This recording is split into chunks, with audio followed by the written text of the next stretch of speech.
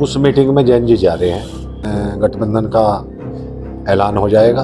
जो राज्यसभा का चुनाव है उसमें हम लोग कितनी सीटें राष्ट्रीय लोक दल को लोकसभा चुनाव के लिए मिलेंगी विधायक जी? क्यों मुजफ्फरनगर सीट की कुछ लोगों को 7 सीट दी जा रही थी। कोई सच्चाई नहीं। उनका जवाब तो जैन जी दे सकते हैं। घोषणाएं जिस दिन होंगी 2 दिन में 4 दिन में गवर्नर से इस्तीफा दे देना चाहिए था। वो इस्तीफा दे देते तो आज किसानों के हीरो होते।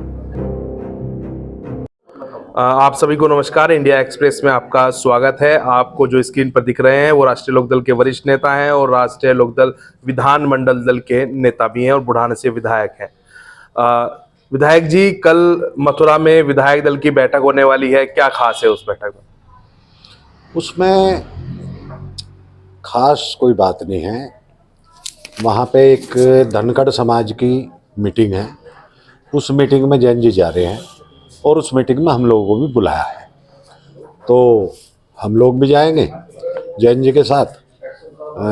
वो जो मीटिंग है, और एक जब सब लोग जाएंगे तो बैठ कर बातचीत भी हो जाएगी अपने नेता से। विधायक जी, कब तक भाजपा के साथ गठबंधन का ऐलान हो सकता है? एनडीए में कब तक ऑफिशियल रूप से राष्ट्रीय लोकदल शामिल हो सकता है? बहुत जल्दी उम्मीद है कि गठबंधन का ऐलान हो जाएगा और 27 तारीख में जो राज्यसभा का चुनाव है उसमें हम लोग एनडीए के साथ उनका सहयोगी दल बनके हमारे 9 विधायक वोट देने का काम करेंगे। कितनी सीटें राष्ट्रीय लोक दल को लोकसभा चुनाव के लिए मिलेंगी विधायक जी? क्योंकि सभी लोग जानना चाहते हैं। ये सारा सब चीज़ों का पता जैन जी को है। ये ऐलान के बाद ही पता चलेगा कि कितनी सीट है और क्या क्या सीट है या मंत्रालय है या जो भी कुछ है, वो आदरणीय जयंत चौधरी जी ही ऐलान करेंगे, वो बताएंगे। जिस तरह से मुजफ्फरनगर लोकसभा सीट को एक प्रमुख कारण बताया जा रहा है कि समाजवादी पार्टी और राष्ट्रीय लोकदल का गठबंधन इसी सीट के कारण टूटा, तो ये उम्मीद की जा सकती है कि मुजफ्फरनगर सीट राष्ट्रीय लोकदल के पास रहेगी? मुजफ्फरनगर सीट की कोई विशेष बात नहीं थी। विशेष बात थी कि हम लोगों को 7 सीट दी जा रही थी। 4 पे वो अपने कैंडिडेट लड़ा रहे थे, निशान हमारा था।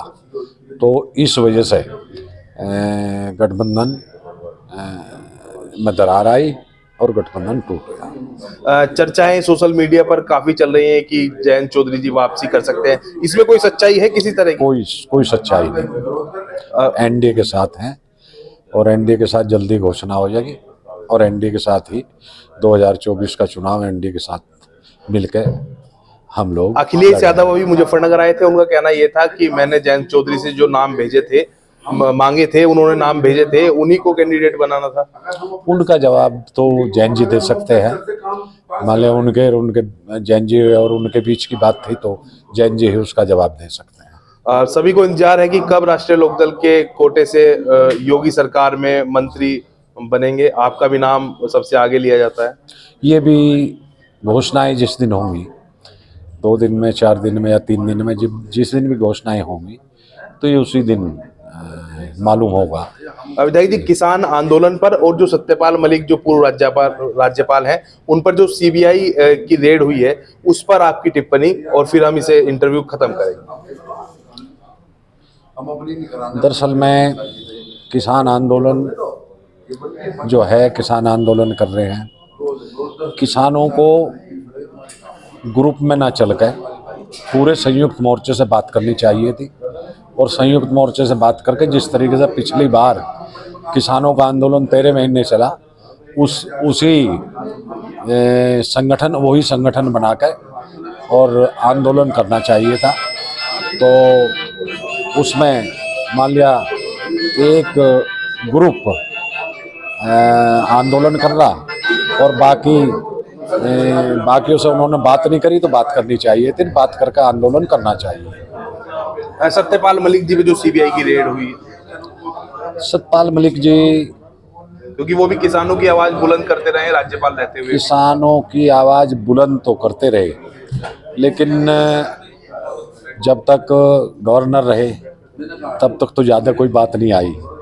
गवर्नर से इस्तीफा दे देना चाहिए था उस टाइम। मान लिया जब किसानों की आवाज़ उठाना चाहते थे और किसानों की बात करते थे तो उसी टाइम इस्तीफा दे देना चाहिए था। ये थोड़ी गलती मलिक साहब ने की। अगर उस दिन वो इस्तीफा दे देते तो आज किसानों के हीरो होते।